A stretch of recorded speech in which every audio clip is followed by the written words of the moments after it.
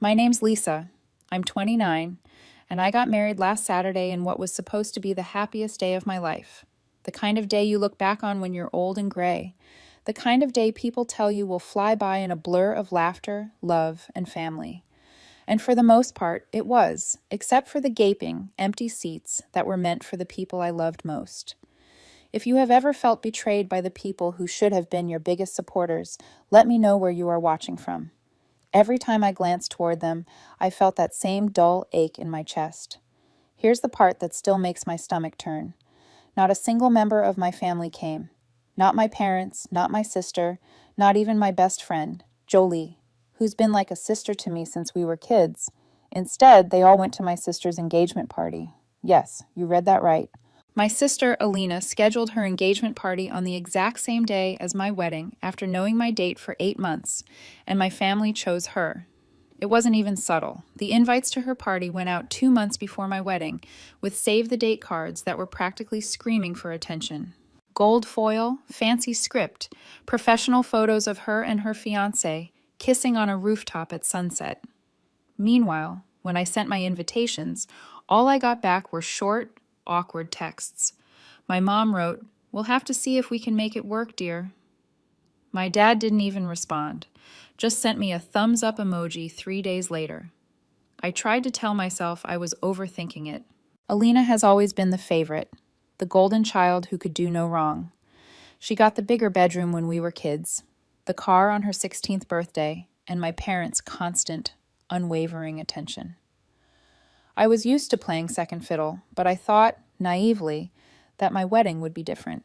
2 weeks before the big day, I called my mom to confirm their travel plans. She hesitated for a long moment before saying, "Lisa, about the wedding, your sister's engagement party is the same day. It's going to be difficult for us to attend both." I laughed at first, thinking she was joking. She wasn't. "So you're not coming?" I asked, my voice cracking in a way I hated. "It's just that her future in-laws are flying in from Europe. It's such a rare opportunity to have everyone together," she said, as if that justified skipping my wedding entirely. "Mom, this is my wedding, my one wedding." She sighed like I was being unreasonable. "You'll understand when you have kids of your own. We just can't be in two places at once." I hung up without saying goodbye. My hands were shaking so badly I almost dropped the phone. I didn't tell my fiancé, Ray, right away. I didn't want to ruin his excitement. But the next few days were a blur of awkward conversations with family members, each one regretfully informing me they couldn't make it. Jolie, my maid of honor, called me the night before the wedding and said, "I'm really sorry, Lisa, but Alina's party, it's kind of a big deal. I can't miss it." When the day came, I walked down the aisle with a smile plastered on my face, the kind you wear when you're trying to pretend everything's fine. Ray looked handsome, like something out of a dream. Our friends filled the room with warmth and laughter, and I did my best to focus on them. But every time my eyes wandered toward the empty section of chairs, my chest tightened. The ceremony went off without a hitch, and for a few blissful moments I forgot the hurt. It wasn't until the reception, just as we cut the cake, that reality came crashing back. My phone, sitting on the table beside me, lit up with a text from my mom. "We need to talk now." Before I could even process it, the screen filled with notifications. Call after call. 52 missed calls in less than an hour. My hand froze around the cake knife. The laughter around me blurred into a low hum. Ray noticed the look on my face and whispered, "What's wrong?" I didn't answer right away. I just stared at the phone, my heart pounding, wondering what could possibly be so urgent that my mother, who hadn't shown up to my wedding, was suddenly desperate to reach me. And then the phone buzzed again, this time with a message that made my stomach drop. It was from my cousin Amelia, the one person in my family who occasionally slipped me bits of truth when the rest of them tried to keep me in the dark. Her message read, "You won't believe what's happening here. Call me when you can, but don't tell anyone I told you." That single line was enough to make my pulse quicken. I didn't reply right away. I knew if I did, she might get pulled into whatever storm was brewing. But the pit in my stomach told me it had something to do with Alina's engagement party. I slipped my phone into my pocket, trying not to let it ruin the moment. But my mind wouldn't stop spinning. I barely heard the DJ calling for our first dance. I held Ray close, swaying to the music. Yet all I could picture was my parents, my sister, and my so-called best friend, all gathered in some lavish hall, sipping champagne and smiling for photos, while I celebrated one of the most important days of my life without them. After the dance, I excused myself for a quick bathroom break and stepped outside into the cool night air. The music from the reception hall muffled behind me. I finally called Amelia. She picked up on the first ring. "Lisa, they're talking about you," she blurted, her voice low, like she was hiding in a closet. "They're saying you selfishly planned your wedding to compete with Alina's big day. Your mom's been telling people you did it on purpose." I froze. "What? That's insane. I announced my date months before she even got engaged." "I know," Amelia said quickly, "but they're making it sound like you wanted to upstage her. And get this, your dad's been telling her fiancé's family that you're not very close to the family anymore, so it's understandable that none of them came." My mouth went dry. They're rewriting the story while it's happening.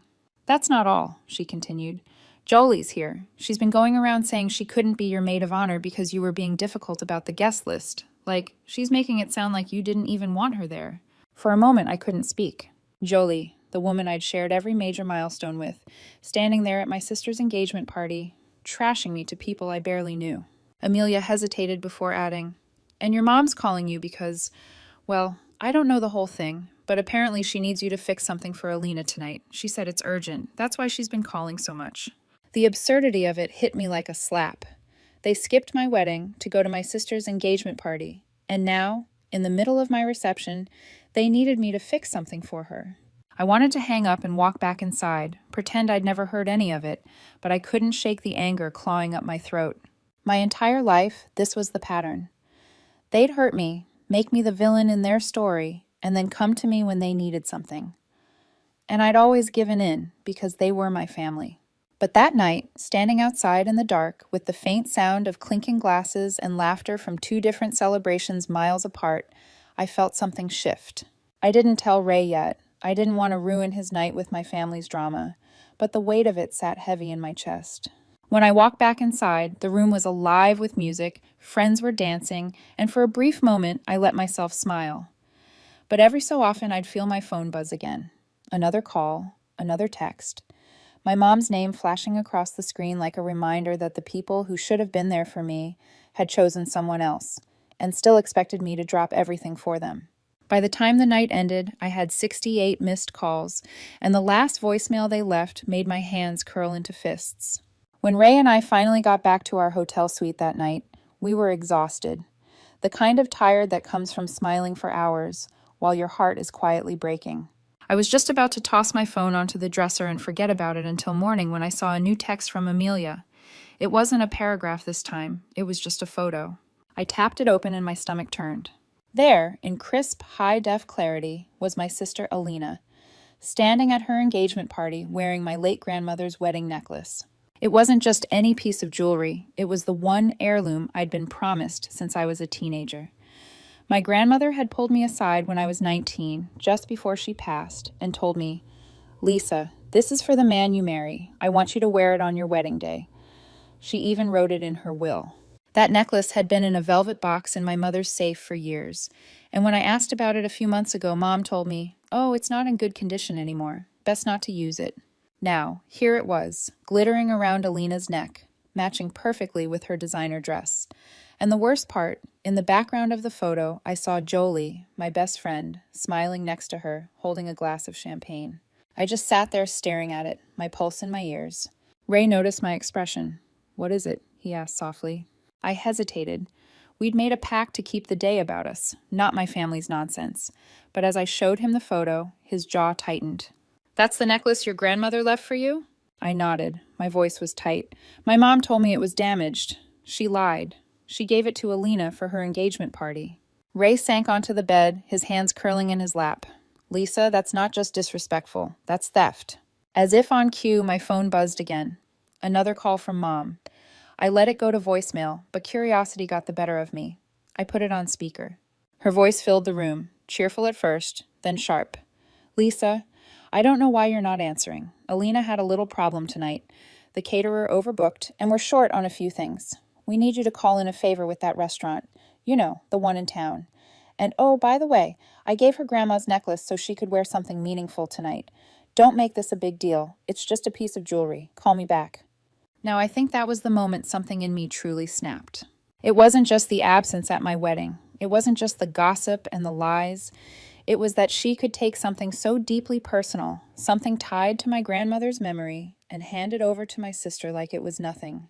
The weight of that betrayal sank in slowly, like ice spreading through my chest. All those years of swallowing my pride, of telling myself they didn't mean to hurt me, of making excuses, it hit me that they never saw me as worth protecting, not even on the most important day of my life. I sat there in silence for a long time, phone still in my hand, before setting it down. My mind was already starting to move past the shock, past the hurt, and into something colder, sharper. This time I wasn't going to just let it go.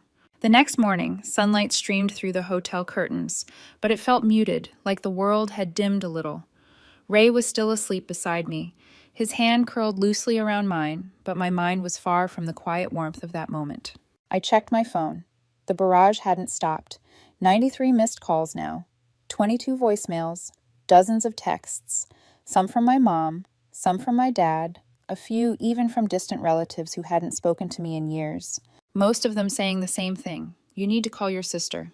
Not congratulations on your wedding. Not we're sorry we couldn't be there. Just orders, demands, and guilt-laced messages that made my stomach twist. I finally played another voicemail. This one from Dad. His tone was clipped, almost annoyed. Lisa, I don't know what's gotten into you, but ignoring your family on a night like this is childish. We were hoping you'd be more mature now that you're married. Call your mother back and do the right thing. The right thing, as if they had done the right thing by me. That day should have been filled with brunches, laughter, and retelling the best moments from the night before.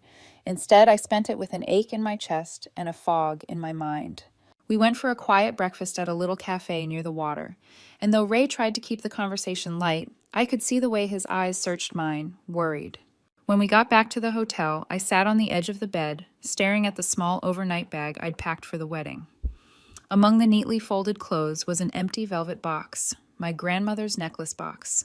I'd brought it with me, thinking I'd surprise Ray with the real thing. But when my mom told me it was damaged, I tucked it away instead. Now, it felt like a cruel reminder of just how little my family respected me. I didn't cry. I thought I might, but the tears didn't come. Instead, there was this hollow, gnawing space inside me where something used to be. And in that emptiness, tiny threads of thought began weaving together. Quiet, subtle, but persistent. I didn't tell Ray yet, but I started saving screenshots. Every text from my parents, every photo Amelia sent me from that engagement party, every voicemail, especially the ones dripping with manipulation. I backed them up one by one into a folder on my laptop labeled Simply for Later. That afternoon, while Ray took a nap, I sat in the hotel lobby with my laptop open, pretending to scroll through honeymoon destinations.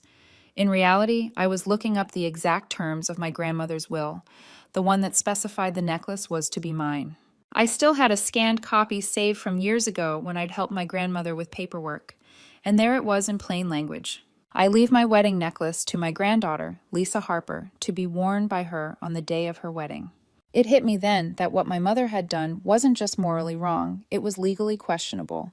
But I didn't slam the laptop shut or call anyone to confront them. I knew better.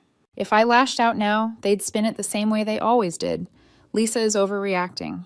Lisa is ungrateful. Lisa is making a scene. So, I smiled politely when the hotel staff congratulated us.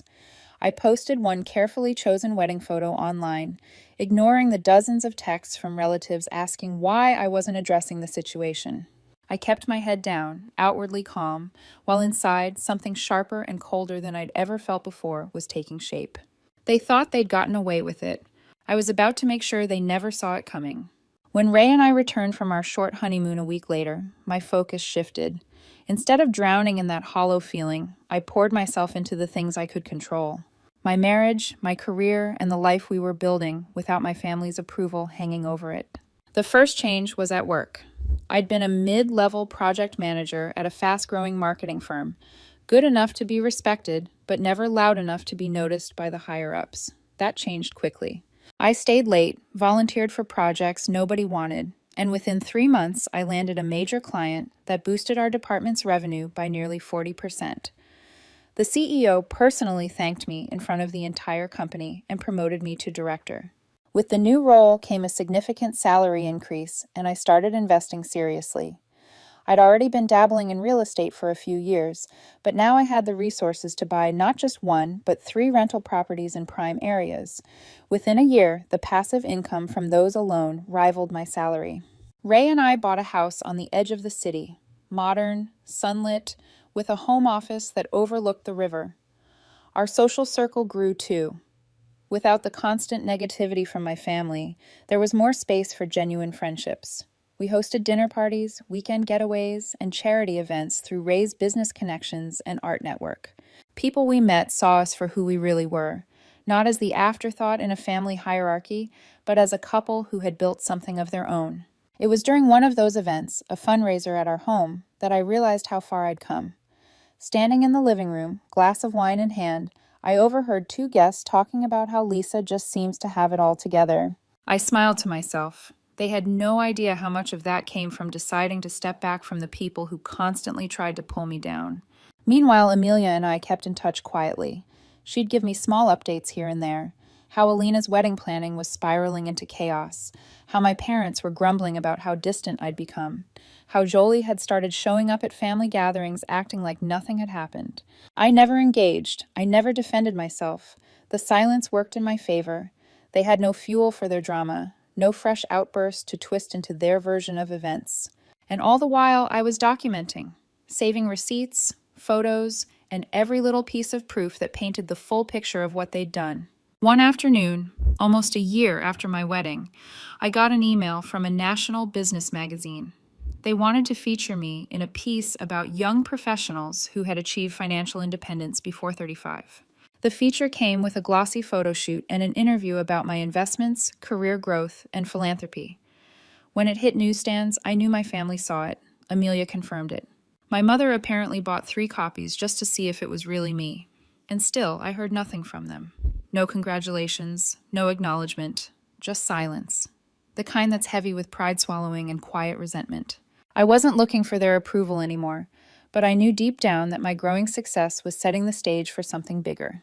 Because the necklace, the lies, the missed wedding, they weren't forgotten, and the next move I was planning would make sure they never forgot them either.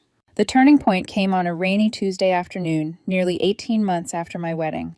I was at my desk reviewing contracts for a new commercial property I was buying when an email from Amelia popped into my inbox. The subject line was short but loaded. Thought you'd want to see this. Attached was a PDF. High-resolution scans of the inventory list from my grandmother's estate, complete with signatures. The necklace was there, clear as day, with my name next to it as the designated inheritor. But that wasn't the part that caught my attention. At the bottom of the document was a set of signatures, including my mother's, and a note that read, "Released to Alina Harper for temporary use. June 15th. To be returned to rightful owner." Temporary use. The date June 15th was the night of Alina's engagement party, which meant my mother had on paper acknowledged that the necklace was mine. And now, nearly 2 years later, she had still not returned it. I leaned back in my chair, staring at the screen. My pulse quickened. This wasn't just an emotional betrayal anymore. This was a written, legally binding acknowledgement. That same week, fate handed me another card. Through work, I had started collaborating with a high-profile event planner who specialized in luxury weddings and galas. Over coffee one afternoon, she casually mentioned that she had just booked a massive wedding for a client with ridiculous demands. Bride's name is Alina Harper. I kept my expression neutral, but my mind was racing. Alina's wedding was happening in 6 months, and from the sound of it, it was going to be big, lavish, expensive, and very, very public.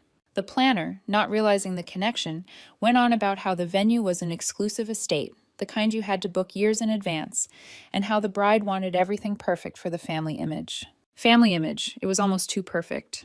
I now had 2 things: undeniable proof the necklace belonged to me, and insider knowledge about the single most important event of my sister's life. And unlike my wedding, her big day was going to be packed with extended family, business connections, and media coverage. I started making quiet moves. I hired a discreet but highly skilled attorney, not to send a lawsuit yet, but to review the will, the signed release document, and every scrap of evidence I had saved since my wedding day. He confirmed what I suspected. I had a strong legal case to reclaim the necklace, And if I wanted to, I could pursue damages for wrongful withholding of inherited property. But I wasn't ready to file anything yet. Timing was everything. I also began attending more networking events in the city, subtly expanding my circle into areas I knew overlapped with my family's, business leaders they admired, journalists who covered society weddings, even the owner of the estate where Alina's wedding was scheduled to take place. I never mentioned my connection to her. I just made sure I was in the right places, shaking the right hands, making the right impressions. By the time spring rolled around, I wasn't just in a better position than I'd ever been. I was in a position of quiet influence. And the people I was now connected to, they'd be at Alina's wedding. The final piece fell into place when Amelia called one night, her voice low. Lisa, I probably shouldn't be telling you this, but Mom's been bragging about how she's keeping the necklace safe for Alina to wear on her wedding day. She says you don't care about family traditions anymore, so it's better off with her. I thanked Amelia, hung up, and sat in silence for a long moment. The stage was set, the date was locked, the audience was guaranteed. And for the first time in years, I felt the old ache in my chest start to fade, replaced by a calm, steady certainty. When my move came, they wouldn't just lose the necklace. They'd lose the narrative they'd spent their whole lives building. The day of Alina's wedding dawned warm and bright, with the kind of golden light photographers dream about. I woke early, not because I was invited. I wasn't, of course, but because the plan I'd been building for over a year was finally going into motion. I spent the morning in my home office going over the folder on my desk one last time. Inside were neatly organized documents: my grandmother's will, the signed temporary release paper with my mother's signature, dated photos of the necklace at Alina's engagement party, and correspondence from my attorney. The last page was the pièce de résistance, a formal letter addressed to the wedding's venue owner, the event planner, and most importantly, Alina herself. It was an official demand for the immediate return of the necklace to its rightful owner, citing legal clauses and including a clear warning about the consequences of non-compliance. The timing was critical. My attorney, a calm, polished man named Vincent, was scheduled to handle these documents at the venue at precisely 3:15 p.m., just as guests would be arriving and the pre-ceremony photos were beginning. But that was only part of it. In the weeks leading up to this day, I'd quietly tipped off a lifestyle journalist I'd befriended, someone known for covering high society events, but with a knack for sniffing out the drama under the glamour. I didn't tell her everything, just enough to pique her interest. That a certain heirloom necklace being worn today wasn't actually in the bride's possession legally. She'd done her own digging, confirming my name was attached to the inheritance record. She promised nothing, but I knew her type. If something happened at the wedding, she'd be ready. At exactly 3:17, my phone buzzed. It was Vincent. "It's done," he said simply. "And Lisa, your sister didn't take it well." Through Amelia, who was texting me under the table from the bridesmaid's suite, I got the play-by-play. Apparently, Vincent's arrival with the documents had caused a ripple through the wedding staff. The event planner read the letter, went pale, and immediately pulled Alina aside. My mother tried to brush it off, saying it was just a misunderstanding. But when Vincent pointed to the signed release and will, the planner quietly reminded them that hosting an event with disputed property could open the venue to liability, which meant, in no uncertain terms, Alina couldn't walk down the aisle wearing that necklace. Amelia's text came rapid fire. "She's screaming at Mom in the dressing room. Jolie's trying to calm her down, but she just threw a hairbrush at her. Oh my God, they're taking the necklace off right now." And then the one that made me lean back in my chair, satisfied. "The photographer just packed up the jewelry shots. She's in tears." I didn't post anything. I didn't gloat. I simply waited. By 6 p.m., the first whispers had already started circulating online. Grainy photos of a tense-looking bride without her signature piece, accompanied by vague captions about last-minute changes and family disagreements. The journalist I'd tipped off posted a short but loaded article the next morning. The missing heirloom, the quiet drama behind yesterday's lavish Harper wedding. The article didn't paint me as a villain. It didn't have to. It simply laid out the facts, quoted the will, and ended with the line, "The necklace is now back in the rightful possession of the granddaughter it was intended for." Which, of course, it was, resting in the velvet box on my desk where it had belonged all along. The calls from my parents started almost immediately after the article went live. I didn't answer, because this time the silence was mine to give. The fallout was faster and harsher than I expected. By the end of that week, the story had been picked up by a couple of other local outlets. Nothing huge, but enough to make its way through the social circles my parents valued most. People who had always fawned over them at fundraisers suddenly had other plans. Alina's new in-laws, who had been proud to marry into what they thought was a polished, respectable family, were furious that her wedding had been tainted by public embarrassment. Amelia told me in hushed phone calls how the tension in their house had turned suffocating. My mom blamed my dad for not handling it quietly.